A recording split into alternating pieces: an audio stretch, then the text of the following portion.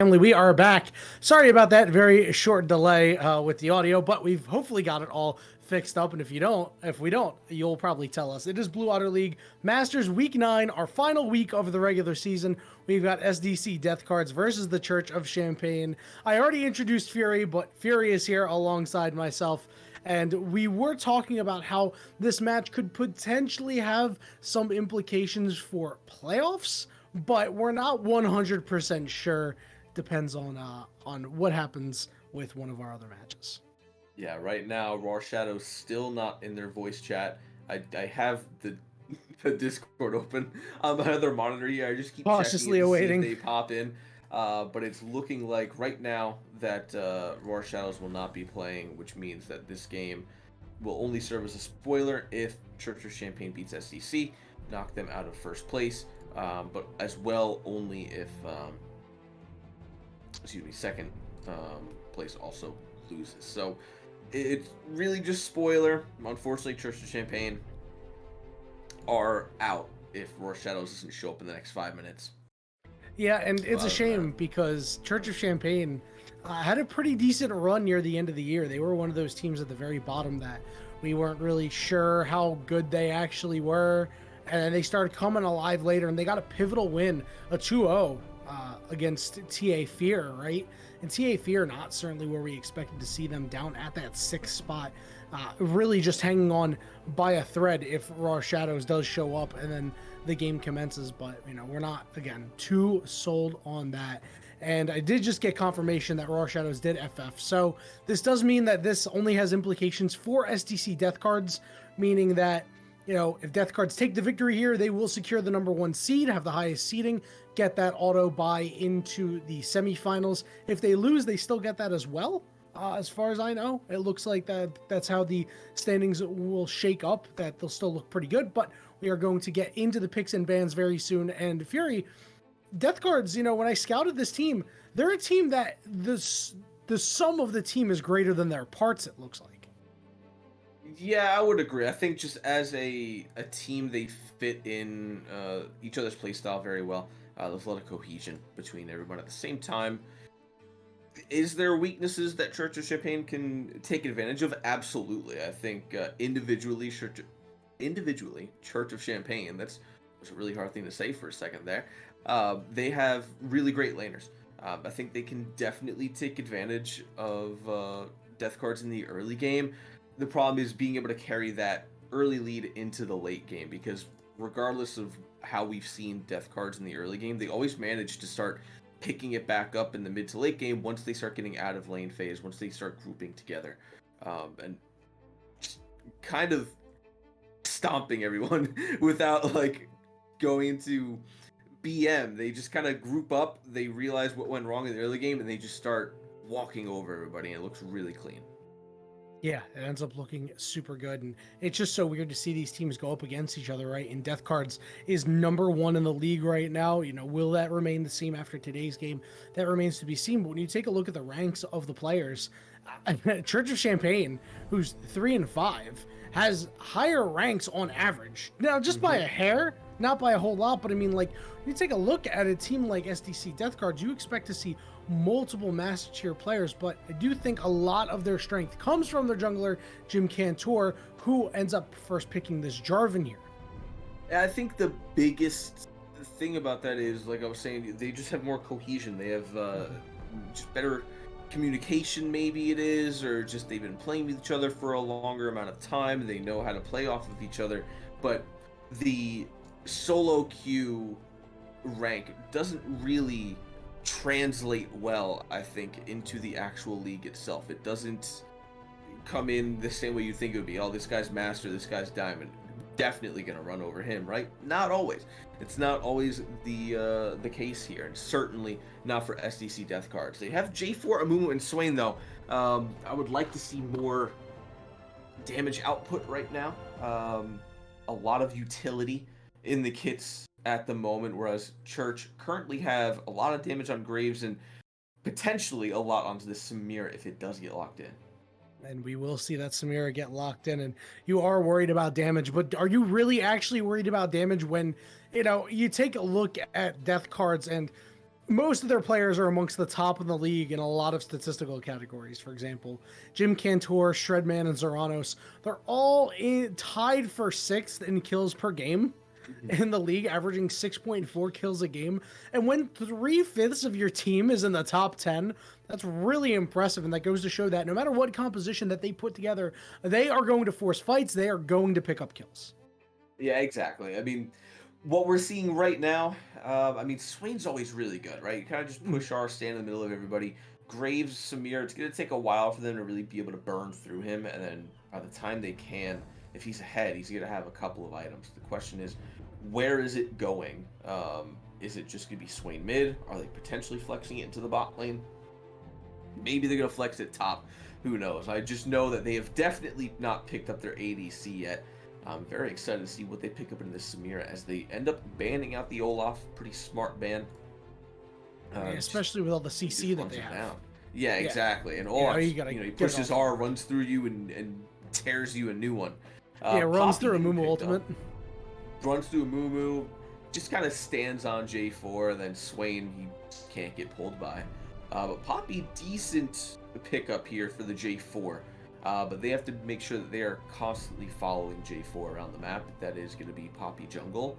Because it could be Graves in lane. But if this is Poppy lane, I'm a little bit worried for that. Obviously, it's good against the J4 engages. But at the same time, how good is it really going to be as Jace gets locked in? A very good pick right now. Jace has been getting picked up a lot more the past couple of weeks. Yeah, but it's an AJ, so is it actually that good? But no. This is good, especially because Death Card says the rest of their composition, they really want to go in and fight. And when you take a look at that, they need to soften them up a little bit. And this Jace is going to go a long way to softening up the Church of Champagne. Outside, it's Nautilus, it's Poppy that are very tanky. And then they're going to follow this up with the Darius here. So this is pretty interesting. I had a lot of questions on where this Amumu and Swain were going to go. And it looks like it will be Amumu Swain bot lane. We could always see Jarvan down there. That would be a big surprise. Support Jarvan is definitely a thing, but some nice aggressive solo laners like Jason Darius can certainly put the hurt down on the Church. I do personally think it is Swain and Mumu bot lane. I'll agree with you on that one. I think it's going to be J4 in the jungle, Jace mid, Darius top. And now, especially against this Lissandra, Jace could definitely work. It probably would be the best thing for gap closing if you're just wanting to fight constantly. Or you could put Swain ADC, as weird as that sounds, and Jace ADC, put Swain mid against Lissandra. Because then Swain can kind of just poke her out, play a little bit safer. Because Jace, he's kind of 50-50 in fights every time he goes in onto her. But I'm kind of excited for this one. Whether this is Death Card's, just trying something new because they know they've locked in their spot, or if this is just because they think it's a good draft. Regardless, I'm excited to watch it. Yeah, I really want to see who's going to go where, right? Because, there's still a lot of options, right? I like the way if they set it up Darius, J4, Jace, Amumu, Swain. I think that setup is really good. I think that the Church of Champagne will struggle a lot with that setup, but, we'll see. And depending on where they move these interchanging parts can really heavily affect how the team is going to do. But I must say, I commend the Church of Champagne for that Lissandra pickup. Actually, I think that this Lissandra pickup is phenomenal into the Death Cards. It's really, really good at shutting out Swain, shutting out Jace, shutting out Darius, which is something that the Church of Champagne definitely needed a little bit more of to try to be able to protect the Samira. That's very true. The thing is, Lissandra, she has to choose wisely on who she's going to push R on, right? There's a couple go buttons on Death Cards. They have the J4. Obviously, you kind of want Poppy to use Steadfast Presence to not allow him to get in. Same with the Amumu. But then Swain can kind of just flash ult onto you. Darius is obviously looking to get extremely close. And then Jace at the same time. Death Cards kind of have this fully all-in comp unless Jace is in cannon mode. So Lissandra has to pick her target wisely on who they think is the biggest threat going in first. To try to stop them from just getting on top of Samir or Graves, just their two carries. Because Church also has kind of this all-in comp. They have two ADCs in Graves and Samira, but both relatively short range, both pretty much melee range in their damage abilities. So really, there's two ranged champions in this game, and it's like Lissandra And they're and not that Jace. long. Yeah, and they're not Yeah. that long either. So Yeah. the way these fights are going to come out are basically going to be phone booth fights. It's just going to be 5 people running at each other face first and trying to get as much damage as they can before they get killed. Yeah, and while the Church of Champagne has a lot of champions that thrive in those environments, you mentioned the Graves, Samira, Poppy. Nautilus even has a lot of good tools in those fights. For example, being able to use his ultimate can land a multi-man knockup.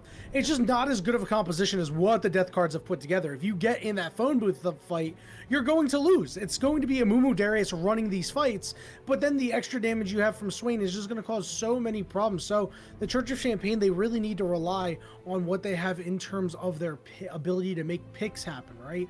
So they're going with the Graves in the jungle here, it looks like. We could see a swap beforehand, but let's just assume Graves jungle. They kind of lose out on some of that pick potential, Now, granted, Graves can gank these lanes pretty easily. Right. Yeah, there's not a whole lot of ways out. I mean, Jace does have his knockback. Darius could potentially just look to fight if he wants to.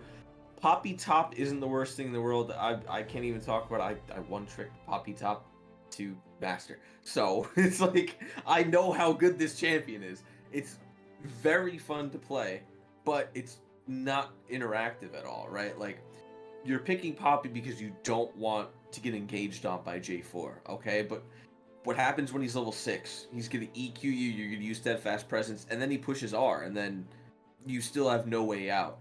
So Poppy's going to be good for the first couple seconds of a fight to stop that initial engage, but after that, there's just nothing on the side of Champagne to really stop an all-in, except for Lissandra R, which is a point-and-click on only one person, or a Nautilus R, which, he can easily hit 5 people, but in the midst of a big team fight, it kind of starts to go crazy with who you're calling your targets on and who you really need to go after. So I have to give my money to SDC in this game. I just think they have a little bit of a more cohesive team, even though I'm very skeptical about the draft in general. I do still think it is a better draft overall. It is going to be Swain and Mumu bot lane, by the way. Darius heading to the top side, unless the teams elect to lane swap. But I cannot wait to see how this team fighting phase shakes out, because it's going to be awesome. It's going to be epic. But first, we got to get into the game and then get through the laning phase and see how that one goes. So we're in the spectator delay for right now. And when we return, we'll be on Summoner's Rift for Game 1 between SDC Death Cards and the Church of Champagne.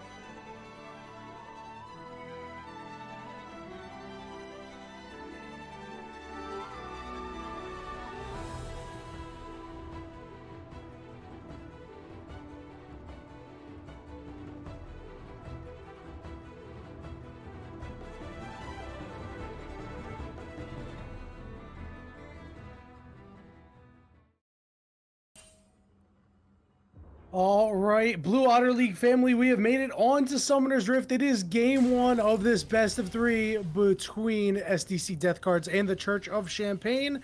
Death Cards starting out on the blue side, and it's a wacky composition. We talked about it, Fury, and we mentioned a lot of the team fighting phase, but we didn't talk a whole lot about how lanes are going to go. 30 seconds until So minions personally, spawn. just from top down, I think Darius Poppy is going to be a little bit back and forth. Poppy obviously just get a max Q, does a ton of percent health damage with that Q, just shreds right through. But Darius has a very clean level 1 through 3. You don't really want to trade with him early. Nightscale kind of wants to try to play a little bit safe, call for early ganks, as seen a little bit of poke come out early here. Jim Cantor is really playing it deep there as he walks right face first into 5 seconds. In the jungle, J4, we should hopefully be seeing some early ganks out of him because he is on J4. I mean, Graves, like you talked about early, a little bit easier for him to gank because there's so many ways for Death Guards to escape a lane gank or even just a regular gank if they're too pushed up. Mid lane, Jace versus Lissandra. I think Jace is going to have a perfectly fine time farming. I think Shred will probably look for trades back and forth pretty regularly in hammer form especially. Look to jump on him because he's got first strike, right? So it's basically going to be, fire and EQ, switch to hammer form, do a take to the skies, do a little bit more damage. Bot lane, Swain Amumu versus Samir Nautilus. That can go either way. I kind of have to give it to Swain Amumu a little bit more because of the CC that they have. Well, you're also going to give it to him because Jim Cantor's in the bot lane. Razor Leaf forced to flash away. They are going to cleanse, but it's a little too late, and it's first blood going over to Zoranos. Okay. Very well played. I like the fact that Jim went for the early gank. Level 2. There we go. This is the first time I think we've seen a J4 level 2 gank. By the way, Thank God. I don't think we've seen anybody not do a full clear. Thank you, Jim, going red immediately bot side. However, this does mean that Ovo is going to be on the blue. Shredman's going to find him on here, though. May look to trade. Darius can move down as well. I'm just calling him XD, man, because that was an XD type of player right there. And we're going to see some action in the top lane, which means XD is on his way. Revnon knows they're all alone, but the passive stacking of Darius is so strong. There's no way he can turn this. Oh my God, that would have been close. If he got that Q off, Revnon might have been getting 2 kills in their pocket, but a 1-for-1 overall there. And that's something that they need to do, the Church of Champagne. They gotta get some of these kills because a lot of these players are on the top 4 for the least deaths per game. A lot of these players have top KDAs in the league, which means they get a lot of kills, they don't die a lot, and you need to make the most of every opportunity if you're the Church of Champagne. Jim Cantor coming in from the side again. Razor Leaf has just had a very, very rough game early on. Pierce Blade with a beautiful max range bandage toss from the bush over the hard wall there onto Razor Leaf. And then not only that, I didn't even see Jim on the other side of the wall behind the tri-brush with the EQ over the wall to help secure that kill. So he was bot 2 times in 1 level, by the way. Went from 2 to level 3 into the bot side there, immediately getting his bot lane up. However, we are still seeing XD on the blue side of the map there. And what I was going to say about that fight earlier, I was like, Revnon's attacking pretty fast on Nightscale here. He's got lethal tempo. So, lethal tempo Darius. He's just looking to do raw damage here. But right now, we are seeing XD move up to the top side, so maybe looking for a bait. And Nightscale is going to go in onto Revnon here. Revnon unable to get that Q off. That means XD is going to be able to shoot him right in the back and pick up their 2nd kill of the game. So both of these junglers very active early on.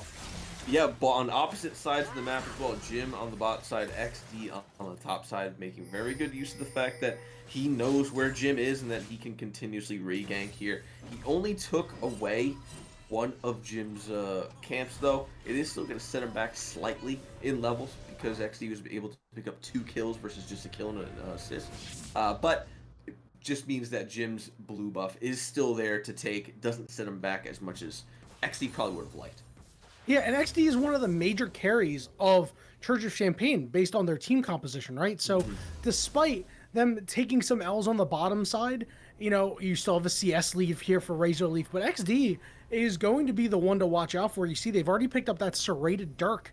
That means that they're going to be putting out tons of damage early on, and that damage could be enough to turn some of these early fights because you know these teams are a-okay when it comes to scrapping. Exactly. Yeah, they just want to continuously do that as well. Like both teams have a very good pick comp as well. J4 with his ultimate, you know, you have bandage toss, 5 seconds with the glacial prison. Pierce Blade though going in onto Zerano.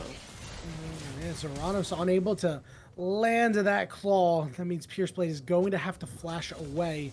They got ignited on. You see XD hovering around on that bot side, waiting to strike for all the low health targets, collect all the gold. Yeah, I meant to say Frozen Tomb there. I don't know why I said Glacial Prison. Same idea. It's the right? same. It's the same idea. You know? Same idea. But yeah, very good looking in the bot side right now. Razor Leaf and Copper still ahead in terms of CS, but they don't have, I think, as much pressure as they would like right now. Like Zeranos and Pierce Blade, I think, just have infinitely more kill pressure, especially when they hit level 6. Like until Razor Leaf gets a couple items, he's not really looking for kills. But Jim Katori's in trouble.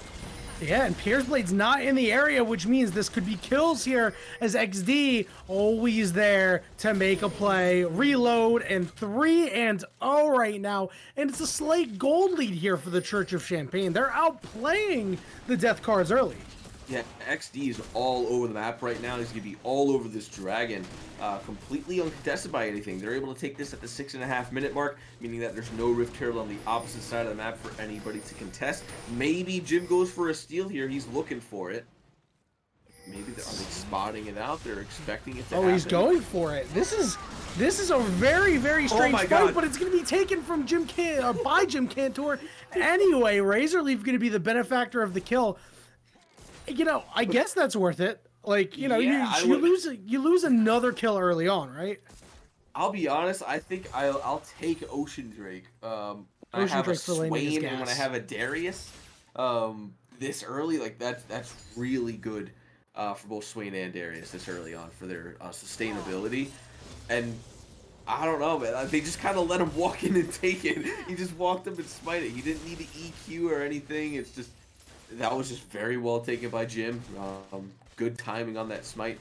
XT moving up to the top side of the map now and hopefully trying to get this Rift Herald on spawn. Yeah, really that's what they need to do, right? Get more gold in their pockets, you know? Your main carries, if you're the side of Church of Champagne, have kills, right? Like Razor Leaf gets something back. They've got a CS lead too. It's pretty hard sometimes on Swain, especially the pressure that can be presented. And you see Swain not dealing a whole lot of damage. You take a look at the gold right now. You can see Razor Leaf's got a lead despite kind of being pooped on early, for lack of a better term. Very true. Yeah, he is going to have a pretty, I'm not going to say small lead. I would say it's pretty substantial. 10 minutes, 500 gold. You know, to kill an assist. To kill in quite a bit of CS as well. Zeranos gonna be behind in CS for a while as well, I can imagine, unless he starts going and split pushing by himself. But he is going to scale, I would say, a little bit better, unless Razor Leaf really starts picking it up and getting a few kills and sending him back farther. Because Zeranos is gonna be able to push R eventually, right? He's just throwing out abilities. He's gaining max % health with those stacks of the Ravenous Flock. 5 seconds moving up into this Rift Herald. Spot Jim on this Rift Herald. It's not going to matter too much. But Zeranos is going to scale very well. He's going to be very tanky later on because bot lane is much easier to hit your Never Move and your Visions of Empire. So he's just going to stack HP. He's going to get his abilities when he needs them. But I don't think he's looking to really garnish any kind of super lead this early on. He's looking to scale. Oh, there's just a bunch of kills going on everywhere right now. They're gonna murder him down there. Yeah, just a bunch of kills, and it ends up going over to XD, and then another one for Razor Leaf. So the gold lead's starting to expand a little bit here, while Death Cards up on the top side wanted to make a play. Pierce. And Pierce Blade going way deep for that one, but they're going to get punished by the Poppy. And Poppy going to be able to pick that one up, but Revnon is going to find it themselves. So many more kills going everywhere. Cantor managed to kill Lissandra, but XD gets another one. 5-0-1. You can see the gold beginning to tilt for the Church of Champagne. Yeah, this was becoming a little bit of a fiesta early on here. Razor Leaf picking up a plate there as well. And Zeranos, fancy footwork, flashes away. Looks like he will just be able to get out of there free. It's a very good flash there by Zeranos, but this is certainly not what you or I expected out of the death cards here. You know, a team that are in top 4 for least deaths per game. A lot of these players, right? Like, Revnon averages 2.6 deaths a game. He's already he's already at 2. He's got 0.6 left, whatever that means. You know, 0.6 of a death this game. Yeah. You can die half the time. Yeah, exactly. Everybody gets one half a time to die, and you get to choose which one. Everybody gets one, not you. You get half of one. Gets one. Oh, Poppy maybe in trouble on the top side here. Nightscale does have steadfast presence up though. Yeah, they really want to try and force Nightscale further back. Jim Cantor really wanting to drop this Rift Herald on the top side because you can see the lead that Revnon has built for themselves. They've got a more than sizable CS lead, but XD is there, and the damage that gets done is so massive. In 5 seconds wants to be able to make a play here. There's a lot of fighting going on. The target is Jim Cantor. XD with their 6th kill of the game, and Revnon can't even get into the fight because Poppy, the bouncer at the club, you can't sit with us. I'm not sure what Mr. James Cantor was doing there on the J4. 5 seconds right behind him, ult perfectly available. Jim was absolutely blasted by XD. 2 auto attacks taking down to about half health, and 5 seconds cleans up the job with a very nice ultimate to help secure that kill. But now Revnon on the top side. It's Revnon season. Nightgale should just burn. Yeah, I think Nightgale just dies to this. It's a damn shame, but it is Revnon season. 3-2-0. Big CS lead. Gonna get a lot of gold off of those plates on the top side as well. And realistically, Revnon is their only shot of killing XD at this point. 6-0-1. He is gonna be shredding through people, and the only person that can really match that damage output is going to be Revnon. Whether or not he'll actually be able to get onto XD is the main issue here now, because Razor Leaf was down a little bit. Now he's ahead quite a bit. And XD had a little bit of a rocky start. It wasn't bad by any means. It was just a little bit sketchy. But now 6-0-1 off of a regank into the top side and a couple nice roams. Church of Champagne set up around this Chemtech. Pretty solid. Yeah, and Jim Cantor maybe wanting to try number 2 here, but this Rift Herald's going to expire really soon, and they need to drop it somewhere, and there's just no really good place to drop it because everybody for the Church of Champagne migrated to that Drake. It's going to be Nightscale, the one to rotate over, but Jim Cantor and Shredman going to have to shove this in with multiple members on the way. Yeah, I'm not sure why Jim didn't just drop that mid when he knew that they were on Drake. Now it's just a waste of a Rift Herald. That's not going to get any plates at all. That was your only chance of getting plates with the Rift Herald. It's been blown, and that's going to be a giant chunk of gold that they could have gotten back from that Dragon take by Church and Champagne, but now they're just going to be down about 1.6k. Yeah, and that's not where you want to be, especially when you take that Herald. You'd like to, make something out of it, right? You see this top side with just 1 plate left, but elsewhere, 9 plates on the mid and bot lane combined, and missing out on all that gold is just such a feels bad situation. And now see XD hovering around the top side, using their strength to kind of keep Revnon in check here. Yeah, and that's not too bad of a thing. I mean, he knows he's top side now. Revnon's already been pushed in by Nightscale. Nightscale doesn't have TP, was backing. Looks like decided to stop that back, actually.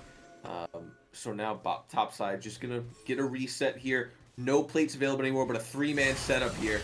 Oh, double knockup as well, and Razor Leaf going to be the target. They're going to be under the turret. They're burning away, and it's a shutdown for Zeranos, and they are tanky enough that the turret does nothing to them. It's 2 for Zeranos. Yeah, it's a big play there, and a very nice heads-up play by Jim Pierce as well as Zeranos. They're just waiting for Razor Leaf and Copper to come back in the lane, and got him right behind the turret. Couple kills for them, a nice shutdown going over to Zeranos as well, but that is going to be traded back with potentially first tower blood here in the mid. It looks like it will be. And let's see if there's a punish available here for the death cards. You see the pings coming down. You see Revnon coming from the flank as well. 5 seconds shouldn't have too big of a time getting out of there, but the target is the one with the shutdown. And XD is going to fall. The shutdown to Jim Cantor. 5 seconds to the next target. They've gone golding, but Copper can't really do too much to help either. The flash is out. Can they stop Revnon? Revnon unstoppable, dunking the Lysandra, and now Jim Cantor the next target, but everybody hops onto Nightscale. A double kill for Shredman, and everybody gets out via Poppy. That was a great 3-man ult by Nightscale. Unfortunately, came just a little bit too late. That was a very big fight for SDC Death Cards. They get a really big shutdown onto XD. It does go over for Jim. I don't think that's a bad thing. I wish he was building tanky. He is just building bruiser damage J4. So that may hurt them in the long run. However, still a very nice fight for Revnon. Just kind of solidifies his strength. Shredman gets way into the game now. You know, he was kind of down a little bit to 5 seconds there. You can see he was down about 30 CS, but he was also down a couple of kills there. So those kills are going to balance out his gold, as well as the tower that's just been taken in the top lane by Revnon there. Good trade back. That puts them up about 2.6k gold now. That was a huge gold swing of 3,000 gold if you're keeping track of the last time we mentioned the gold. You know, we did not have a game of SDC death cards this season. We were supposed to have them for week 1, and, you know, they ended up postponing their match. So we haven't actually seen them on the broadcast at all this season. So we take a look at the record, right, and how impressive this team is. You know, they're so good. They're 6-2, 12-4 in games played. Like, this is really impressive stuff. And then they come in a game and they look like pretty good early, and then they start faltering really hard and then look pretty flat. Like, I was wondering when we were going to see the real SDC death card show up, and we have, but we're going to see a dive come down onto Pierce Blade. Pierce Blade knows that they're going to fall. Zeranos now is very worried that the rest of the team is going to come after him. 5 seconds, looking to find a way out of there, but here comes the teleport. Zeranos gonna root 1, and he's gonna try to ascend, but he took way too much damage. Poppy coming in to teleport, and now Revnon and the rest of the squad have to find a way to run this fight. The ultimate goes down onto the Darius, but Jim Cantor is just popping off, but is not able to get many more. It ends up being a 4-for-2 in favor of the Church of Champagne, and I just cast a curse to death cards, man. That was gonna say. That was optimal timing. I am still waiting for the real death cards to show up. That was that was just a great play by Church of Champagne, honestly. They set up a really good dive there. Pierce Blade just unfortunately got caught. I can't imagine he would have thought that XD in 5 seconds would be waiting in that bush for him. They at least trade back a couple of kills that you can at least give to them. Regardless, a very nice play overall, setting up this Drake potentially. I'm not sure if Revnon and Pierce Blade really want to go for this, but Zeranos does not have his ultimate. It took a little bit too long to use that in the last fight. Got punished for it. Now Mountain Drake, number 1, is just going to be going over to Church of Champagne. Yeah, that's 2 Drakes for the Church of Champagne now, as they're looking to potentially get closer to this soul. Soul Point going to come up next. And this will be a pretty big soul to pick up here, Fury. It'll be very beneficial. Yeah, Mountain Drake will be really good for both Poppy as well as Nautilus. On the other side, Darius can use it very well. J4, Swain. J4 has picked up a Sterix gauge now as well, as we do see the Oblivion Orb come through onto Zeranos. I'm not sure that was necessary, if I'm honest, building this early of Morellonomicon. It is that necessary. Look at what XD picked up. What, for the BT, I guess? Yeah. It's the BT, it's the Gore Drinker, it's the Shield Bow, and the healing on the Samira as well. Like, I think that's actually a pretty good purchase here. A nice, wise investment, especially when you don't seem to be your team's biggest damage profile here. That's true, but at the same time, if you're getting blown up that quickly in the middle of a fight, it doesn't matter. You just go Zanyas. Like, you just have to, like, be able to push R and survive before you get blown up like you did in the bot lane. Like, 1, you just push R a little bit earlier, but 2, like, push R, and then when you get low, hit Zanyas. Like, build the Oblivion Orb, sure. I don't think you should build it out into the full Morellonomicon just yet, though. But obviously, later on, I think it'll come in handy a lot more once Ron gets a little bit tankier. But for now, they're going to drop a Rift Herald in the mid lane. They're going to send 5 into the mid here and try to at least trade back a turret, get the final outer turret for the game. Yeah, and they're looking for Copper as well. Copper takes a lot of damage, but is no worse for wear for now. Turret goes down, and now here comes a full engagement. Copper is going to go down, but Revnon on the side is being forced out of the fight. The engagement on the 5 seconds on the backline doing a whole lot, but a huge Pierce Blade ultimate does so much to give them some space. Now Revnon back with the rest of his team due to the Poppy Hammer. Do they want to try to find a way in? That Ghost is burning away. They're not going to be able to a 1-for-1 overall, but again, it just feels like these teams clashing with their swords. Nobody getting an edge. Yeah, they're just jumping on top of each other, using all of their abilities, and then everybody just kind of either gets out perfectly fine, or they trade a 1-for-1, whatever it may be, and everybody goes about their day. The thing is there, I think Revnon was kind of saved by Nightscale. I feel like maybe he thought his team wasn't winning the fight as well as they were, because they were instantly able to push SDC off of that fight, and they potentially could have turned 4 people around on to Revnon, who does have a shutdown of 300 gold. So that could have been a decent pickup. Maybe they just wanted to play it safe, get him out of there, and look for a pick later on. But it could have been a good amount of gold going over. I think they're only afraid of Revnon is the thing, right? Yeah, that makes looks sense. like, I would be. Yeah. It looks like they're not too worried about everybody else. And I mean, you know, we talked about Shredman picking up the Jace, right? And being able to soften up the Church of Champagne a little bit. That hasn't happened. We haven't seen the Jace poke really get off the ground. Now, sure, he hasn't completed the second item yet. It's, you know, it's on the way. Just need to finish stacking that tier. But really, that's what you pick this Jace for, is your side laning prowess and your ability to get this poke out. And we haven't seen that come through yet. Yeah, if I'm honest, I would have liked to see him more proactive early on in the game, trying to get on top of 5 seconds, trying to trade a little bit more. We didn't see it a whole lot. He was just kind of using the lane to farm, and it wasn't very beneficial because 5 seconds is still ahead in farm by about 70, right? And 60 at this point. So he didn't really use the lane. I guess maybe he wanted to weak side it, just farm, and then play till later, which is kind of the way you play Jace. Not as fun. It's a little bit more boring, just playing it that way. But I think he definitely could have been a little bit more active in that case. Because Swain's the same way, right? Swain's not really looking for kills. He just kind of wants to farm and gets to later on. Really, your only major damage is up top in Revnon, and he was sat on by XD, who's basically the main damage of Church of Champagne. So now you have the major carry of Church of Champagne, 9, 1, and 3. Doesn't matter that Poppy's behind. Doesn't really matter that Lyssandra's 1, 3, and 7. She pushes R. She pushes Zhonya's. You can't kill her. And then XD is just so much healing in his kit at this point that it doesn't seem like anybody can really burn through it. And he's incredibly tanky, despite not having a single tank item. Looks like Revnon's found Nightscale, so is the rest of the team trying to get on top of this Poppy. They will be able to blast Cone away. And you did talk about that 5 seconds doesn't have a very gaudy scoreline, but their impact on the last couple of fights has been incredible. And we're going to see if we're going to get any further impact as this next dragon is on. Tour throwing the flag over the wall there. Will not have it for a few seconds for an engage now. Poppy does still have the steadfast presence. You want to see Jin go in first to burn that. There's the poke we were talking about. Burning Copper and Razor Leaf 2 just above HP. Revnon pulling in for some Pierce Blade. That triple stun, but 5 seconds gets in the middle of things. That Poppy ultimate took Swain out of the fight. Revnon only able to get 1 back. It ends up being a 2-for-1 deal here for the Church of Champagne.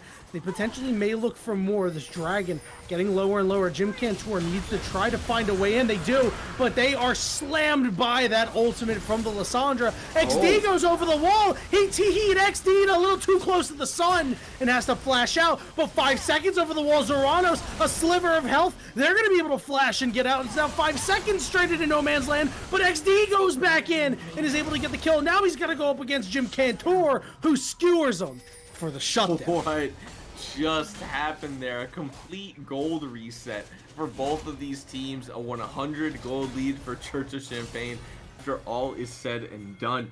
Zoranos picking up that stopwatch just before that fight ends up saving his life for just a bit longer. A lot of in and out in that fight there. 5 seconds ends up dying. XD goes down yet again, giving some more gold over to Jim. But I think the most important thing there is that Razorleaf was able to kill Revnod for about 600 gold.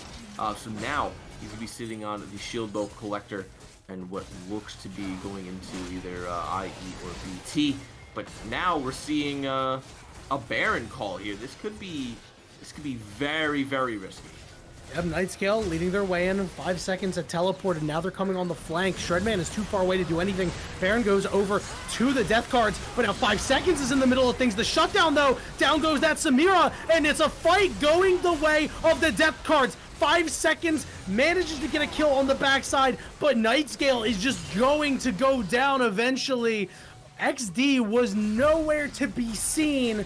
The biggest member of the Church of Champagne not in that fight, and it's a huge swing for the death cards. 5 seconds was at the very least able to swap out and trade back a kill onto Zeranos, who got a little bit too greedy with his ultimate there, but overall went from dead even to a 4k gold lead in favor of SDC death cards. They have Baron on 4 members. Like you said, they took advantage of the fact that XD was nowhere near that fight, and it just shows how strong XD is that he wasn't there. They were still able to kill Zeranos, and they were not able to finish off that fight. There's just not enough gold spread around the map, and this is the problem when you have too many kills on just one person. It ends up being, you know, kind of you against the world. Razorleaf is trying to get back into this game, and obviously 5 seconds, it can really only use his ult on cooldown. It's about as best as he can do for his team. But when XD's not there, they're just not a full team. I do love how in that fight, Shredman had used their flash to get on the other side of 5 seconds and knock him back into Zeranos, who had about 100 health, and just to maybe get instantly killed. I can't imagine that he's too happy about that in the comms, looking to just ruin the KDAs of this team that has been very impressive with that. But in this game, they've been a little shaky. They haven't looked as decisive as it looks like they've been all season. Remember, they've only dropped 4 games, right? Like dropped 4 games overall, not matches, games. They die the least out of every team. They average a 28-minute game, 28 and some change. I mean, they average the most Drakes a game. They average the most Barons a game, the most towers. Like, clearly they're doing something right, but it just they look a little bit off today. Maybe not full pedal to the metal, foot off the gas. You know, we did mention the comp was a little wonky, but their team fighting looks like it's been a cut above everybody else's during the season, and it's showing again in this game. It absolutely is. And I mean, we talked about it before the game. You know, their early game can be a little bit iffy, but once they get into that mid to late game, they really start pulling into their own. Even though we haven't had them on stream, unfortunately, I was able to get into some VODs, take a look, see how they play it out, and it very clean. And like, even this game started off iffy. They had some good moments, they had some bad moments, but overall now starting to look a lot cleaner now that they're coming into the game. They have some items under their belt. The biggest thing I'm happy about is Zeranos did just go Oblivion Orb into full Zonias. I'm very happy he didn't finish the Morellonomicon there. So they are hopefully looking to close this out here soon. I would say for both teams, realistically, Death Cards has a bigger chance of being able to do it. If they're able to find one more fight with either XD not there, or maybe they're able to just find a kill onto XD, they can look for a push and potentially look to close out the game, and they're looking for a fight. Yep, and the full engagement onto Copper. From the side, it's Pierce Blade, and that could be all she wrote. 5 seconds has gone golden. From the backside, it's Poppy, who's able to knock away Revnon, the biggest member. Zeranos has joined the party. It's a shutdown for the Poppy as the chase continues. It ends up being a 2-0 in favor of the Church of Champagne, pulling the trigger early, and now this Dragon Soul is up for them, by the way. This is huge. Yeah, that is a big soul for them as well. The amount of stats they're going to get from 3 of these is crazy. Jim is going to want to look for a steal, even if it costs him his life and a 500 gold shutdown. Revnon's Jim? walking in, immediately going for a fight. Jim has to go for the steal, but they want to go for the fight here. He sees Uranos now stacked up with the Demonic Ascension. Lots of very close ranged members. Revnon gets one. Revnon gets two. Oh, don't tell me it's a Revnon game. Revnon getting very low is going to pull in Razor Leaf. That means Razor Leaf can rip everybody apart, but it's now a 2v2. XD though, full HP. Razor Leaf very low, but they do a lot of damage. Jim Cantor trying to get around from the side. They're only going for the steal. They know it has to be it, and Jim Cantor comes up clutch. Serranos will certainly lose their life from this one despite the exhaust, but crisis averted here for the death cards. Not only that, but unbelievably worth it, because I talked about Jim having a 500 gold shutdown. He doesn't even die. Serranos pays with his 150 gold shutdown, but Jim has been on top of these steals tonight. That was a very, very important Drake to steal. Certainly more important than the first Ocean Drake, but a great steal coming through here to delay, at the very least, this this Mountain Soul. Baron is now the next up on the block here, though. 40 seconds for Baron to spawn in. We'll see if they go for it right off of the spawn. Revnon does not have TP. He is on the bottom side of the map. Dreadman's on top, pushing out right now. They may be looking to just establish some vision in the top side, but they do want to get close to this Baron relatively quickly, because Church of Champagne look to be closing in on it. Yeah, like you said, Revnon cannot get up there, and there's so much damage, right? Like, this Graves does a ton of damage, the Samira does a ton of damage. You can see they're hovering around for it, but just to get vision down, they want to go push out their side lanes. No, not trying to rush this down like we saw the death cards do and take it by surprise. Just trying to play a little bit more slow pace, playing it smart. I think one of my favorite things right now is 5 seconds is very sleeper, not in a bad way, but look at the boots on everybody on SDC. Not a single Merc tread in sight. 5 seconds has to be happy about that. There's really no tenacity at all over there. So 5 seconds, whoever he's locking down with his W, with his ultimate, they are locked down for good. They're not getting out of it any faster than they possibly can. So that's really, really good for Church of Champagne. They just need to make sure that whoever they're going after with that ultimate is the main target, so they can burst them down. They can all collectively use their resources to kill them. And it looks like they were going to start that Baron, but that was staved off a little bit. But Revnon, look at the push into the bot lane right now. Yeah, and Revnon's Ghost is going to come up soon, so 5 seconds does need to be very careful. Now, you mentioned, no tenacity, but does have that Jack show on Revnon, and that means you're going to take a lot less damage. And I don't know if 5 seconds quite has the damage to be able to chew through that, right? Like, it's going to be hard. Yeah, I would agree. Doesn't really have much, the only Zonias he has is the only armor he has is gonna be in Zonias. And then that Black Cleaver is just going to rip through that. So not a whole lot of resistances from 5 seconds to be able to fight Darius. He has Zonias, he has ultimate, he has his claw to get away. Other than that, if those are down, he's got nothing. Everybody's kind of sitting around this mid-top side. I think it's just a matter of who wants to go first, really. And you can see Razor Leaf starting to back here, which is pretty risky. See, Revnon's already made it to the mid lane as well. So now we're playing on half of a map here, but a lot of backs being taken, just a lot of chess maneuvering, some posturing, but again, no action yet. These teams seem to be a little bit too timid, as their engage tools are there, but they're under some very strange circumstances, right? Right, exactly. It's basically Nightscale doesn't really want to go in. 5 seconds wants to go in and get some lockdown, as does Copper. However, they don't want to go too far in because they want to use Nightscale's fast presence to not allow Jim to get into the fight. So it's really just this cat and mouse back and forth, like, will they, won't they? Who's going to pull the trigger first? Who's going to use their disruption first? So it's always just like you're holding your breath until someone goes in once they're in this kind of situation. They're looking at each other. They're waiting to go in.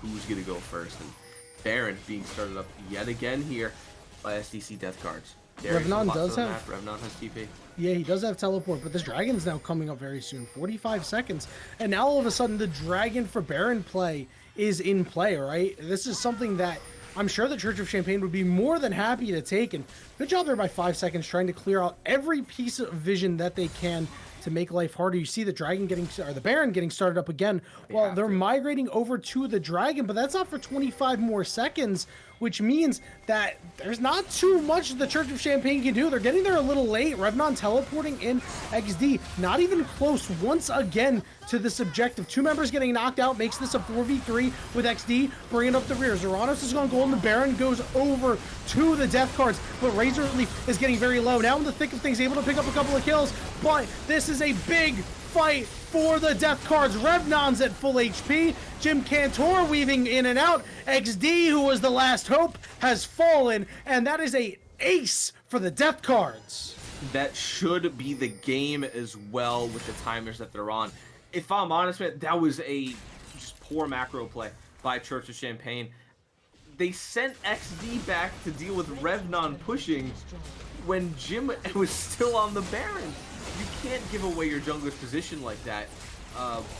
This at the key point in the game, they had such a good jockey back and forth around this Baron. They were pushing SDC death cards away. They could have looked for a fight potentially with XD there, but the second they sent him bot lane to deal with Revnon is what spelled their doom. The Death Cards just played a better objective game. They won a couple of key fights. They really moved the Church of Champagne wherever they wanted to move them around the map, and it ends up being a fairly decisive victory in the end, despite, it being not that decisive, right? Right. That's a Jim Cantor steal away from potentially going to the Church of Champagne. So I have to give them a lot of credit, especially XD, who did so much. 5 seconds did the most damage in the game, which was kind of underrated, but not something we really saw. Like, it's not something you're going to watch and be like, wowed, but, Lissandra can do a ton of AoE damage.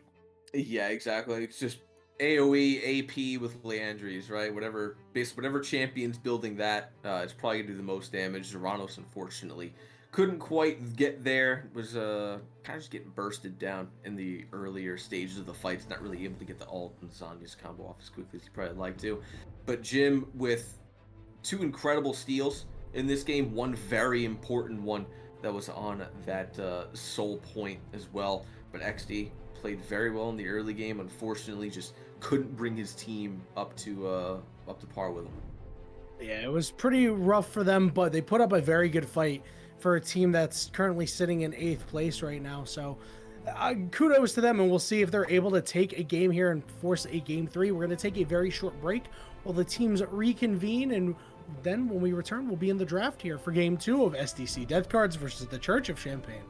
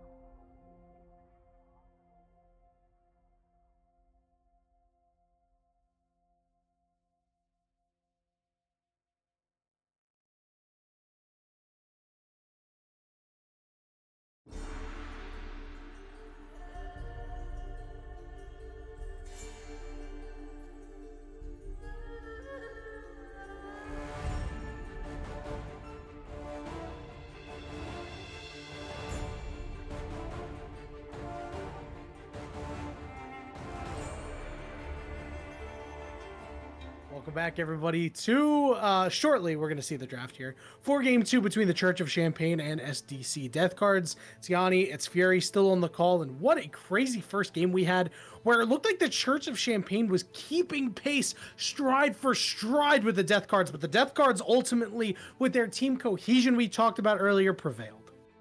Yeah, they had a very, very good early game Church as well as Death cards. However, we did see the Graves get ahead a little bit more so than the J4. Jim Cantore playing very, very well. It looks like we're actually going to have Rice Farmer Tony fill in the jungle on in this game for Church of Champagne as well. That is a swap that I didn't notice until just now. So we are getting a couple different bands out. I was wondering why it was looking a little bit This different. Makes a lot of sense. Yeah, I was wondering like, why the Carthus Graves band. I was wondering why the Graves was still available, but Yeah. XD hopefully not mental booming and hopefully just having some other matters to attend to. So I want to ask you, compared to the last draft and this current draft, what do you want to see come out here for the Church of Champagne that they might have been lacking in the last game? Honestly, I don't feel like they were lacking a whole lot in that last game, if I'm honest. I think they had a very well-rounded team. They had DPS with Graves and Samira. They had hard engage with Nautilus and Lissandra and Poppy. They had a ton of lockdown. They had enough AP damage, maybe a little bit more AP, maybe something less burst, more DPS. I'm not entirely sure what they would go for on that, but I liked their team last game. I just think that they let Death cards get the better of them in the mid game when they started grouping up, and I think that's something we expected of Death cards. Though I think it's very easy to get your lead early on when you have the better, micro on your team. But when it comes to the macro, Death cards are just kind of locked in. I think rather than a difference in draft, I want to see a difference in playstyle. I want to see them look more cohesive in their actual team fighting, scaling their lead that they get in the early game and actually taking that somewhere rather than it kind of starting a coin flip. Right, and they're going to have a big difference in philosophy here with Kiana going to be the selection here. I wonder if that's going to go into the jungle. I've heard rumblings of Kiana in the jungle, but I played against it last night, and I have to say it was pretty bad. So we'll see if that ends up going into the mid lane, and that would be a huge difference here for 5 seconds, and really a big ego pick to just go first Kiana. We're going to see Thresh Azaya come in from the other side. Pretty solid combination, and it looks like we'll see a Samira lock in too to pair with that Kiana. Yeah, it's a I don't know how I feel about the Samira pickup there. You don't seem sold on it. You have double AD already. Now you have to go double AP, right? You're not going to go. You got Blitzcrank. Another AD, yeah, Blitzcrank. Yeah, Blitzcrank into Thresh Zaya. It's something. Oh, yeah, that's a pretty good pickup there. You don't want to. It feels like with more champions that come out, the list of champions you don't want to hook becomes longer, and it feels like Set is definitely on that list. Yeah, and if this is Kiana mid, Set's gonna have a pretty good time if he's Set mid. That's actually a pretty decent counter into it. Whether or not that actually happens, I don't know. Maybe they just send Set to follow Kiana around. Maybe it's Set jungle. They are gonna ban Olaf yet again, so nothing deviating too much in the way of the picks and bans as far as we can see here. But yeah, overall, I don't really care one way or another on both sides. So far, Death cards have a solid start. We just have to wait for the final 2. Church have not an ideal start, and I want to see them do a couple better final 2 picks. Yeah, it's kind of weird, right? Because they paired this Samira with some similar champions, right? In the sense that, they picked Graves Nautilus early, so you've got Blitzcrank filling that Nautilus role, although not nearly as good in terms of CC.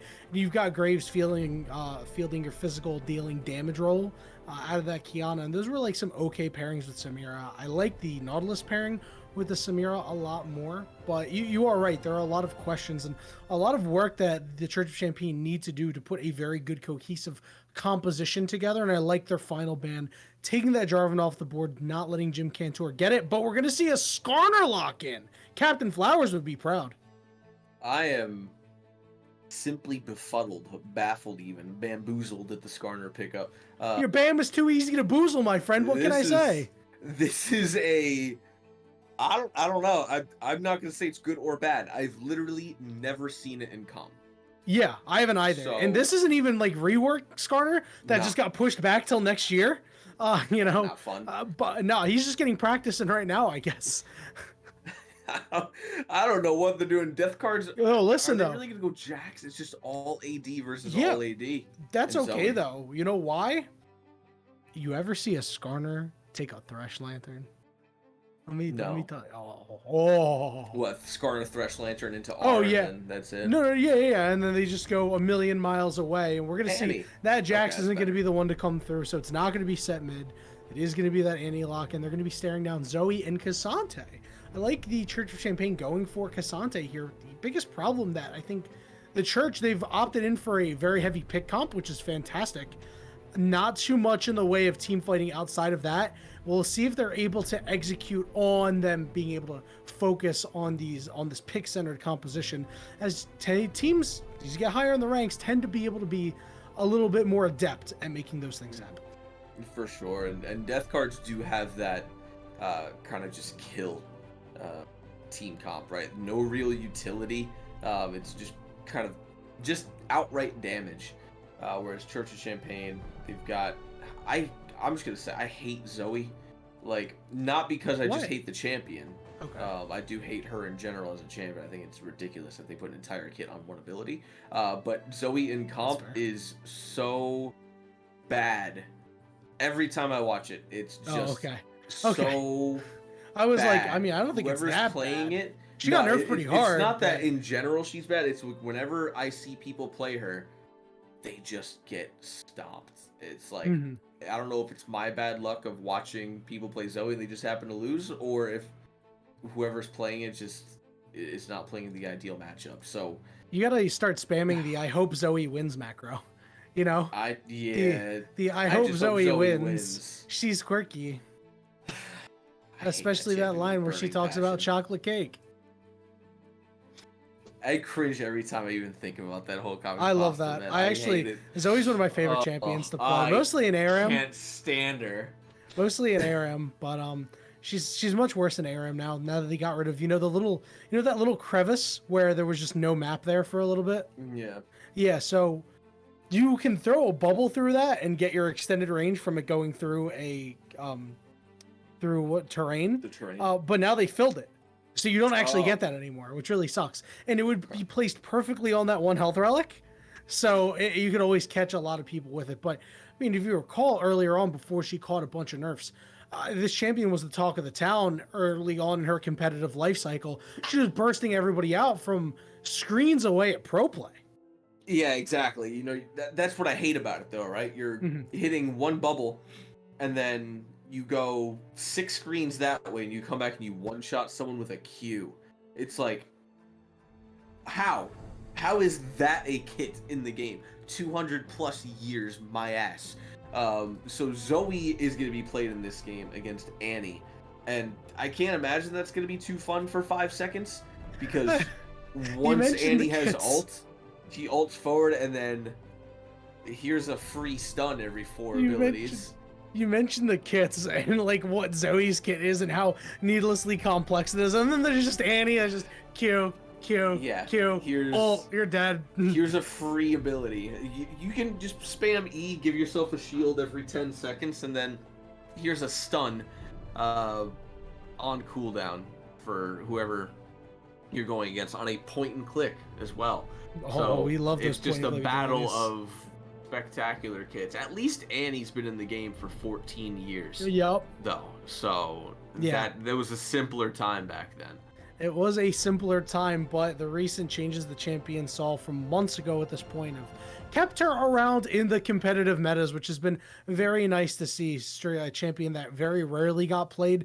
You know, the first time you saw her in competitive a lot was when her auto attack range was so long as a support, and now you get to see her shine again in the mid lane, and we'll see if we can get them to shine this game. As Shredman going to be piloting this Annie. We are in the spectator delay. We're going to take a very short break, and when we return, we'll be on the Rift for what could be the final game of our regular season between the Death Cards and the Church of Champagne.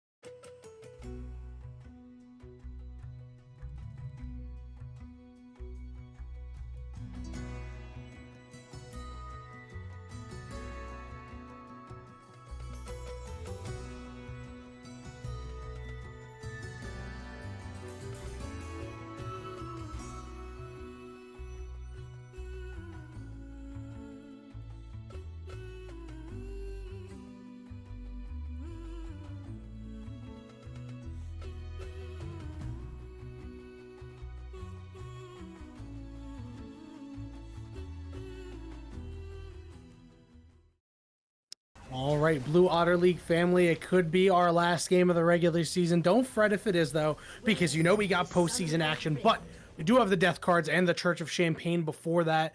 The death card's now on the red side. You can see them stacking up in preparation for that Blitzcrank invade, which we never see in Masters. Never will see. Even if this game doesn't really matter, I guess they're still not gonna do it. I mean, we had one outlier tonight, and that was Jim ganking level 2 on J4, and I guess that's really all we can ask for, right? Yeah, we can't have it all. We can't have the early game gank and the invade all in one series. No, we can't. But we can have some. Yeah, we can have some creative picks though, for sure, right? Like I don't know how often we've seen a Kiana this season, a Zoe, a Skarner. Like this is some new champions getting played here. I wonder. I don't know. I don't think I have the capability to check to see which champions have and have not been played. Actually, I think I can here. So I'm gonna try to pull that up real quick, as we're gonna see a late invade come through, as they're looking to catch them by surprise, but they warded their own blue buff.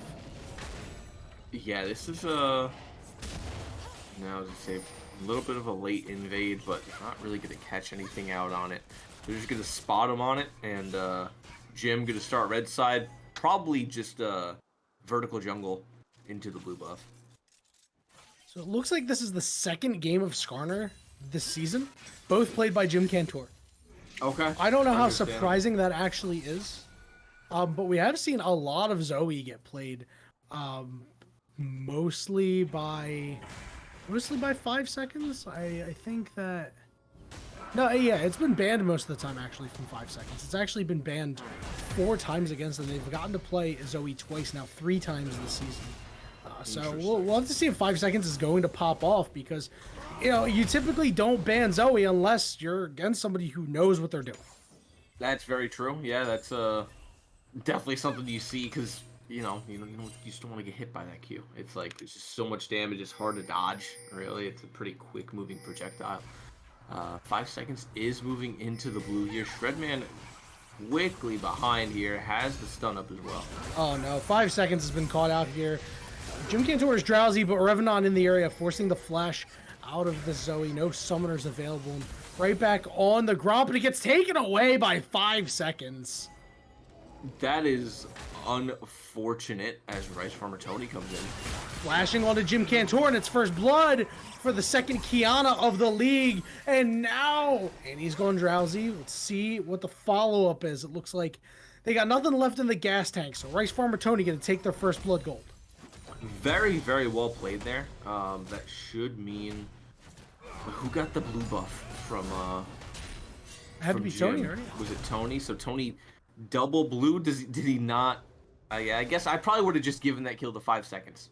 So that he can get his blue at the same time I have mine. So at least give him a mid laner ahead a little bit farther. But regardless, you put Jim pretty far behind after that. At this point now, Jim kind of wants to power farm, try to hit level 6 as quickly as possible so we can start ganking, right? And a solo Bolo Nightscale topside against Revnon.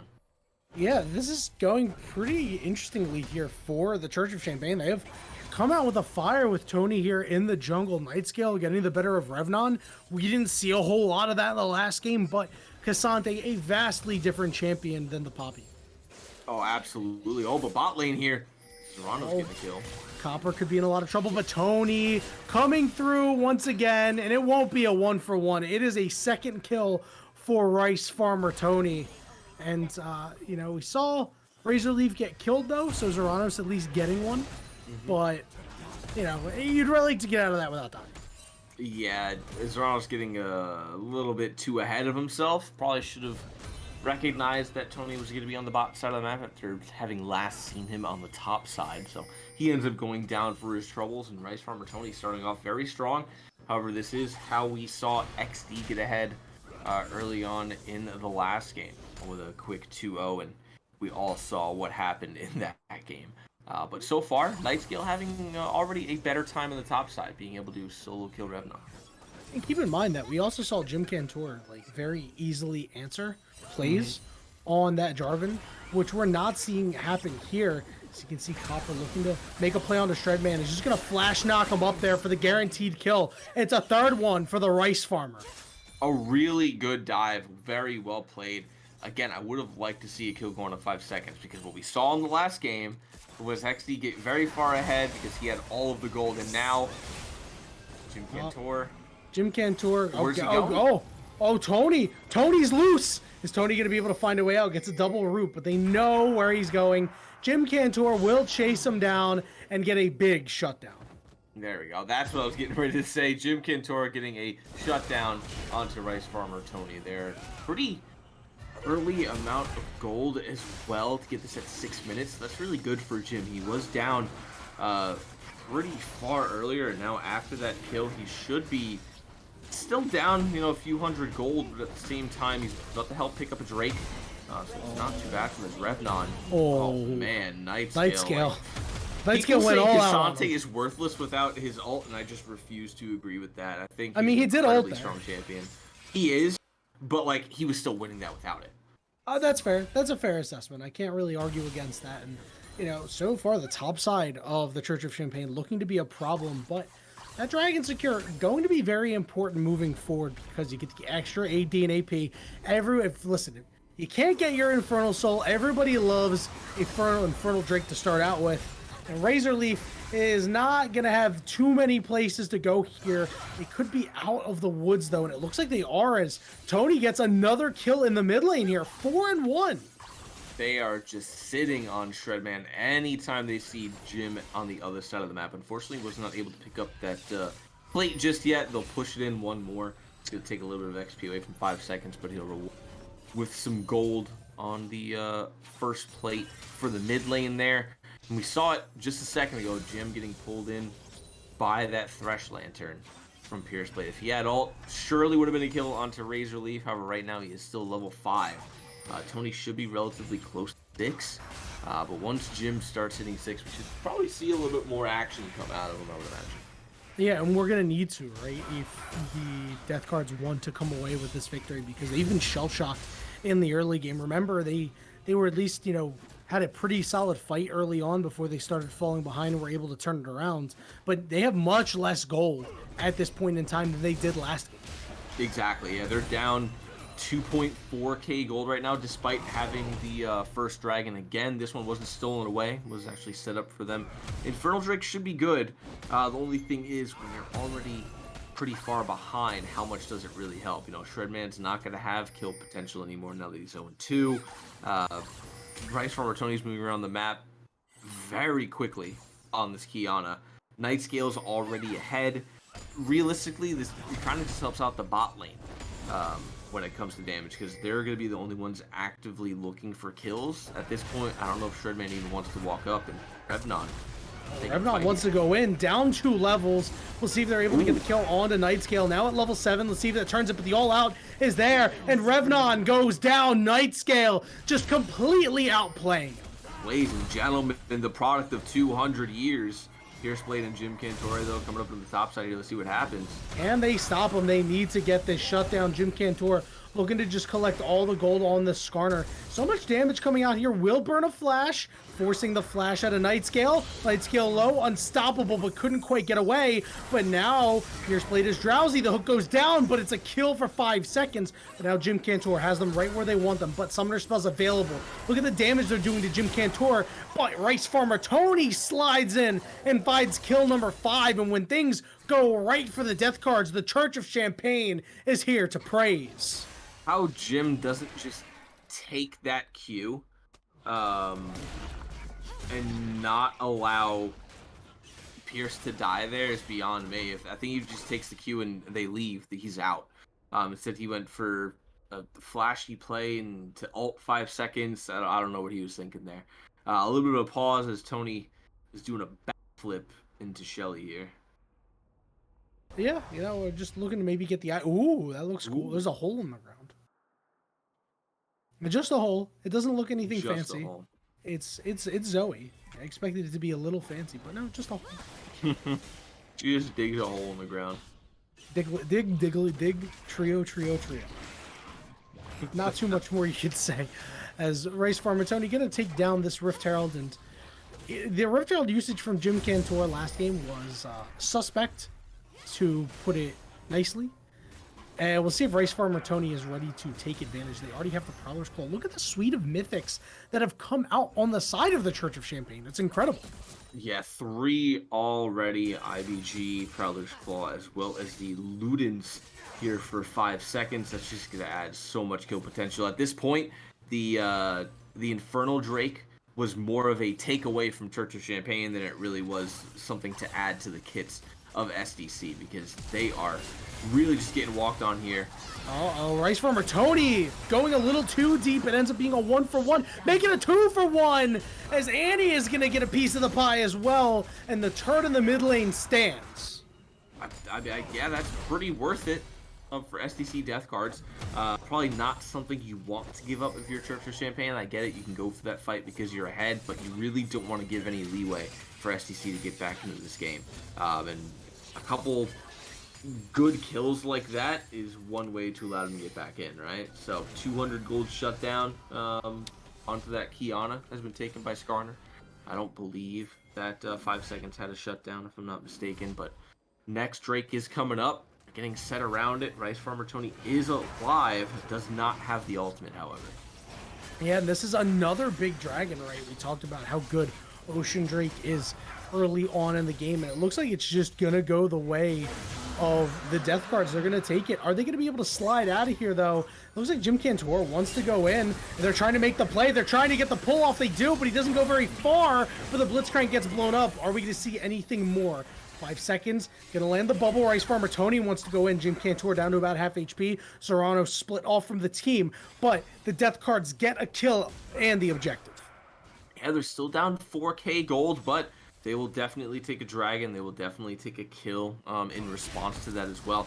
Top side, though, Revnon seems to still be struggling on this set into the Cassante. Nice scale, really getting the better of him. Able to just kind of sit under his tower, farm, take plates, and Shredman pretty much in the same boat. This is going to be first tower going down here in the mid lane with this Scuttle Crab being dropped, and there's nothing that Shredman or Jim Cantor can do anything about. So much gold. You saw 425 apiece for Rice Farmer Tony in 5 seconds. That is very, very scary, and they haven't even gone to spend that yet. You can see them rotating up. They want to just end Revnon's game here. Yeah, exactly. Revnon, if he does get dove here, not a whole lot he's going to be able to do. He has ult. He will have his W. But it looks like he may just be able to get out, and he does. He's able to survive what was potentially going to be a 4-man dive, sending the entirety of the Avengers into the top lane. Yeah, the Avengers had assembled, but they were not able to find Revnon there. And Jim Cantor now has Mythic. I kind of expected him to go a little bit more of a damage-oriented Mythic because of the state of the game, but I think Iceborne Gauntlet is probably the best choice possible.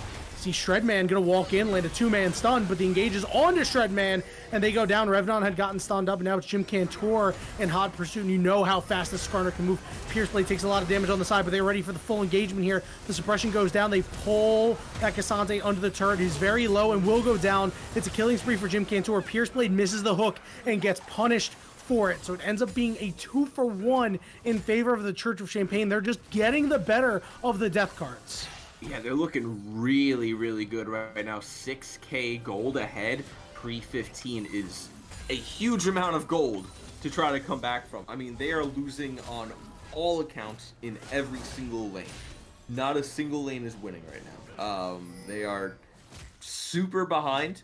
I mean, I know we give a lot to SDC about their mid to late game antics, but this may be the game that we actually see them kind of fall apart.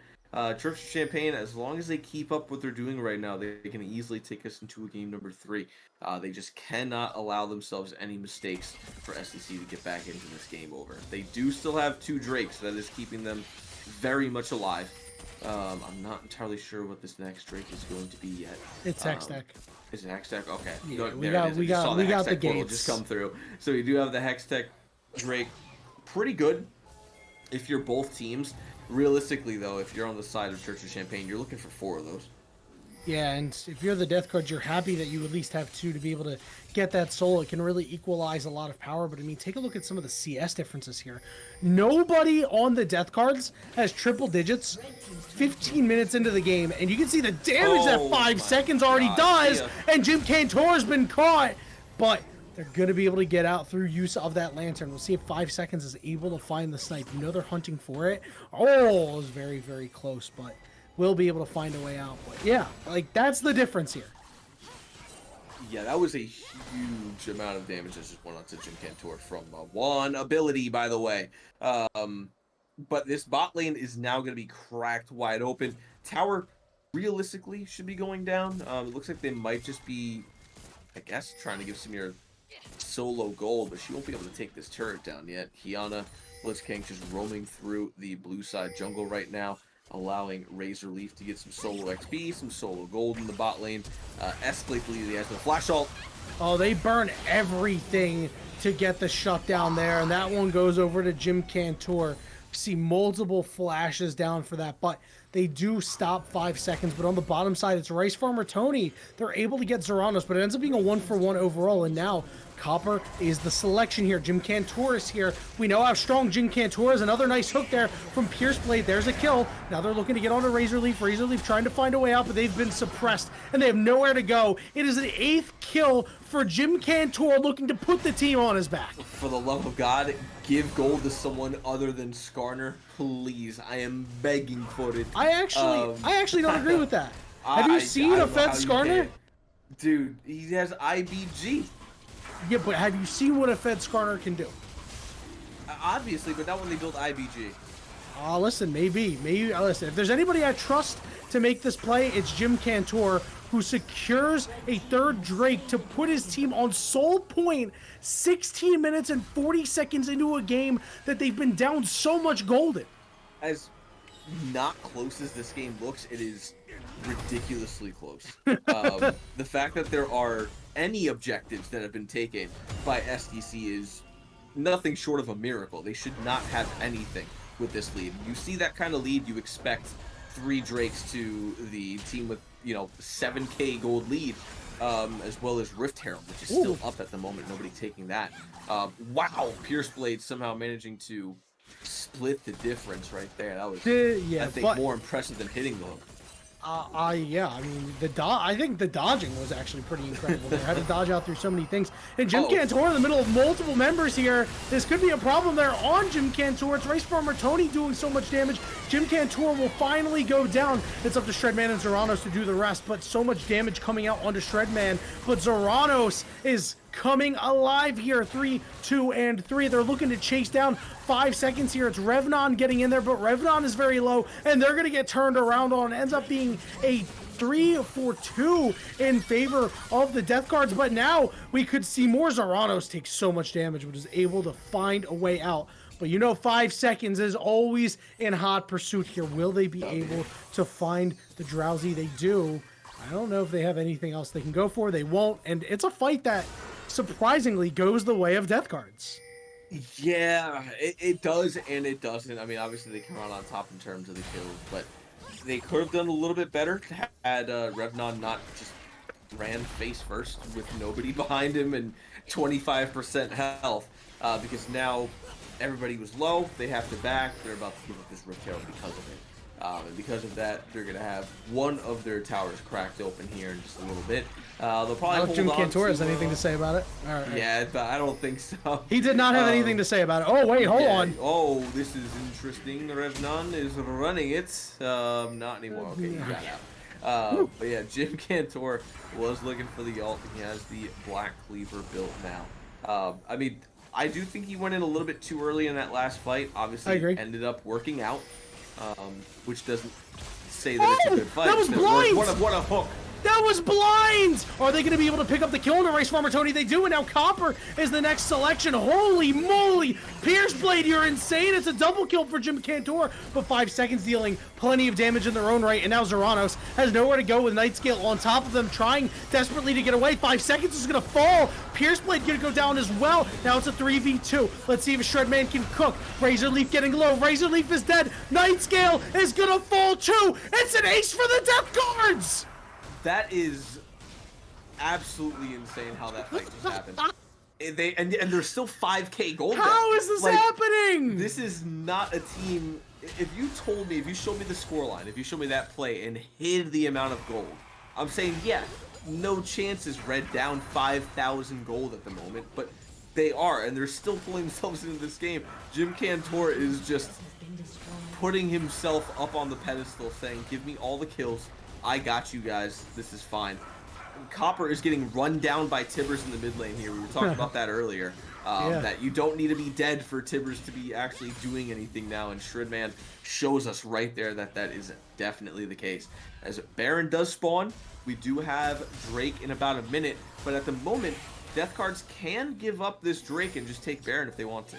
I don't know if they want to give up this Drake, though, Fury. I think they just don't care. The fights have been going their way recently, and they're feeling themselves now. The Jim Cantor just leading the way. We see Shredman's got a fully stacked Dark Seal here, looking to pick up their Rabadon's Death Cap next. Revenon has started to come alive here. Zoranos now dealing big damage, and it's just so strange the way this game has gone. This is a hectic game. I wish this game had a little bit more implications on whether or not Church of Champagne was going to be getting into the playoffs, but regardless, this is definitely a game to go out on for sure, no matter what side you're on. Honestly, this is a just incredibly well-fought game. A certified BOL banger, one might call it, Yeah. as we can see the Death Cards heading up to the Baron here, not this Dragon. So you know they really want it, and they're forcing the Church of Champagne up here. I think they just want to team fight them, to be quite honest with you. Nightscale's gonna face check, and Nightscale gets stunned up, and now the target is swapped to 5 seconds. They're not able to do anything in this fight, and now Rice Farmer Tony trying to find a way out. Pierceblade goes low, goes down. Zoranos dropping their ultimate, but Nightscale still in the thick of things. Rice Farmer Tony is the one to fall. Razor Leaf goes down. Oh my god, it's another fight for the Death Cards. Nightscale on the back line can't close it out. A double kill for Revenon, a double kill for Zoranos, and they call them the Death Cards because they got aces. They managed to get 2 aces in a row. How? They are still down 3,000 gold. Yanni. They're picking up the Baron, though. They're picking up their soul. That should put them a little bit closer in terms of the gold here. But wow, these fights are being played extraordinarily well. Very smart for Jim to initiate the fight onto Nightscale, but swap over to 5 seconds, one of the main damage dealers. Use that ultimate and make it so that he can't play the game at all. They pick up that Baron, they're moving on, but Shredman gets absolutely exploded. Shredman got shredded, the Dragon got stolen! That could have some implications later on, but Jim Cantor gets the kill, the teleport coming in. This could be trouble. The team not on the same page. Jim Cantor, though, doesn't take any damage. Razor Leaf getting bared down on by Revenon, but the ultimate comes out there. Razor Leaf very low. Razor Leaf is dead, and now they're going to turn around onto Nightscale in the 2v1. Zoranos on the side, 5 seconds, barely surviving, and Zoranos is going to clean that one up. 5 seconds was such a menace earlier in the game, and now they're just nothing. And it's another ace for the Death Cards. It took 3 aces, a Baron, and a stolen Dragon for SDC Death Cards to finally get a lead after that. They pull up about 1,000 gold. At the end of a fight, it was about 100 gold, but they managed to get that tower. They're moving into the bot lane tower as well. Beautiful steal. Rice Farmer Tony doing his wonderful Jim Cantor impression there on that deal for the soul. Whether or not that matters, right now we're not going to see too much of it, but Pierceblade really showing us you don't have to hit a thresh hook to win a team fight. They're going to get out of the red buff area here. They're going to back. They're going to spend some gold, which they're sitting on quite a bit of. Jim Cantor has 3,200 gold in his pockets right now on that back. Oh my god. And Jim Cantor, look at him, he finished 2 items. He finished 2 items. So good. Shredman could be in some trouble here. They don't get stunned up by Rice Farmer Tony. I mean, you know, that's just an assassin against the squishy mage. Like, we knew what was going to happen. That is Prowler's Claw, Serpent's Fang, baby. Kiana, I love the set. But Kiana, so much there. Shredman, unfortunately, there's just no counterplay to that if you're him. He really shouldn't be in the side lanes as Annie regardless. I don't know why he's up there and not just chilling mid. But I think maybe he learns from that mistake after that. The rest of his team moving down into the bot lane. We're seeing the push coming through from. Yes, I know that something's going on here. Uh-oh, there's the hook. He did not know that something was going on there. It's another one for Zeranos, who is now 7-3-7, and it's just so crazy. The Death Guards are the best team fighting team in the league. 100%. There's just no doubt about that. They are the best team for literally just team fighting. Like, grouping together and fighting. You let them get out of lane, and so you're fast. done. He's just hauling ass at them. Yeah. He just wants to fight. Yeah, we are going to see a bit of a base race come out here. As Shredman's going to be the one to try to stay back there and keep the rest of them off. It's a 4v2 on the bottom side. Turret goes down on the top side, but this inhibitor turret going to fall. Now a 4v3 as another member has shown up, and that inhibitor is going to go down. The Baron has worn off here, so we'll see if they continue. Yeah, Shredman is winning over there, but it looks like they're going to peel off here, given the fact that the Baron ran out. Yeah, smart move. Back off, spend whatever gold you have, get a quick reset. Pierce Blade looking for the hook again. Oh, man. So Copper close. just out of range. Pierce Blade was looking for it again. Here comes Revnon. There's the hook. Oh, no. There's just nowhere for Nightscale to go. Can he get a chance to all out somebody? He does. Does he get far away enough away? And he does as well. Now 5 seconds on the side of the fight. Looking to cause some problems. Revnon, though, can't pull him in. So now unable to convert there, and really a big reason why the Church of Champagne hasn't lost yet. Yeah, exactly. Church of Champagne able to still get out. They still have, the lead that they garnered earlier on is helping to stop the bleeding for the lead that they're now losing. But Drake will be in the next minute. That's going to be the biggest fight that we're going to see tonight. I think the whole game pretty much rides on that Drake. I think whatever team wins can just win the game. Mid is open for SDC Death Guards. There's, the inhib just came back up. But bot lane is open for Church of Champagne. I think whoever gets this fight and the subsequent probable ace is going to end up winning this game. Yeah, it's actually really strange because that inhibitor is open, and we can see the game go this way. It's gone sleepy, but they are able to blow up Razor Leaf, and that means Nightscale cannot cancel that teleport. They are unstoppable, but they are taking a lot of damage. Having an empty health bar can certainly stop you. Jim Cantor is just so damn fast. Shredman manages to survive on the back line, but they're cleaned up by Rice Farmer Tony, who's trying desperately to keep their team in the game. They've been so good all game, but they cannot slay Pierce Blade. And Revnon wasn't even in that fight, Fury. He wasn't. Revnon was just pushing top. He's taking towers. He said, let the rest of my team do what they needed to do. Zeranos is very, very strong right now. Jim Cantor's been strong, and they're looking for a dive as well. Yep, and they're looking to end this game. Jim Cantor, too much HP. Nightscale going to be the next one to fall in just a couple of moments. It's a double kill, and now they only have to clean up the rest of the base and the rest of the members. It's Razor Leaf with the Inferno trigger keeping themselves alive. They end up trading there, but that is another ace. But again, members respawning here. 5 seconds is now up. The shove is on to the Nexus turrets. Revnon is there. These Nexus turrets down to about half HP. Rice Farmer Tony is respawned. The last inhibitor going to fall. And it looks like they're backing off here. Jim Cantor and company make the call to back off and take this last Drake. Yeah, thing is now, though, Baron and Drake are both up. No ultimate from Jim, no ultimate from Zeranos. Rice Farmer Tony's on the top side of the map with everything available except for the flash. So this could be a little bit risky for SDC Death Guards. It could potentially be a flip unless they are able to get a pick. But if someone on their side gets picked off, it could spell the end. Looks like they are just going to get that Drake scot-free, though. Yeah, and that, I mean, we knew that the game was probably over in favor of the Death Guards, but this probably just puts a stamp of approval on it, right? Yeah, exactly. That there's not going to be a double steal on that Drake. Can't do the Jim Cantor twice there, unfortunately, for Rice Farmer Tony. They are going to move up to this Baron now. Still, again, that could be a flip, depending on how it looks. Casante's still on the bot side of the map. Nightscale doesn't have TP either, so I don't know if they're going to be able to contest this Baron. Yeah, I mean, they can't contest anything right now. They couldn't contest a sandwich if they tried. So you can see Copper down to half HP, not even to the fight. Razorleaf gone. Rice Farmer Tony gone. Shredman still alive.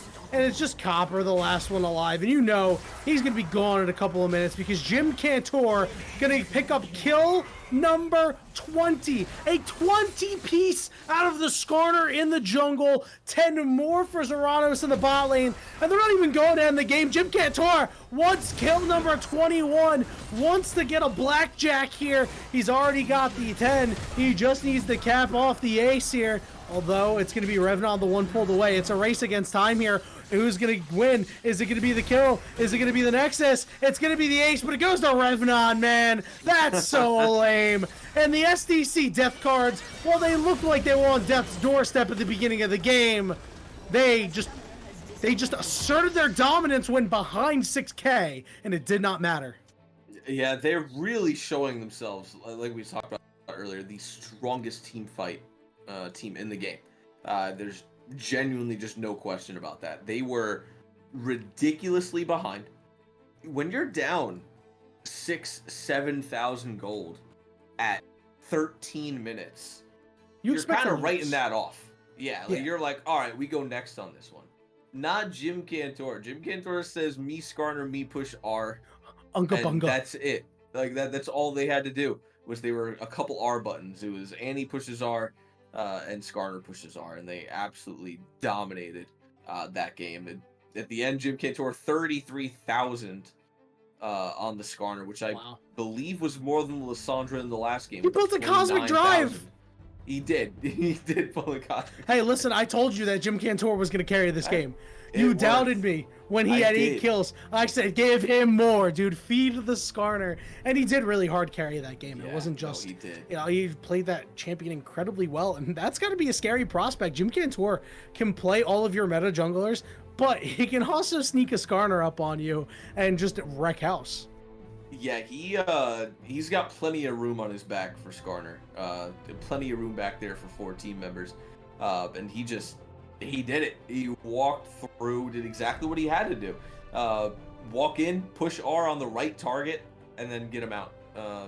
Get a kill, look for picks, and they win the team fight from there. And that's exactly what they did. It was a little bit iffy at the beginning there, but once he got a couple of items, once he got some stats, the fact that they got those first couple of Drakes ended up helping immensely later on in the game. Just did not allow Church of Champagne to really get any gold other than what they got from the kills early on. Really impressive showing here for the Death Cards. Your number 1 seed headed into the BOL Masters playoffs. They're going to be in our semifinals with their hard-earned first round bye. And what a showing from them, showing that it doesn't matter how far ahead you are, they are inevitable, Fury, and they are looking to take the BOL Masters Championship.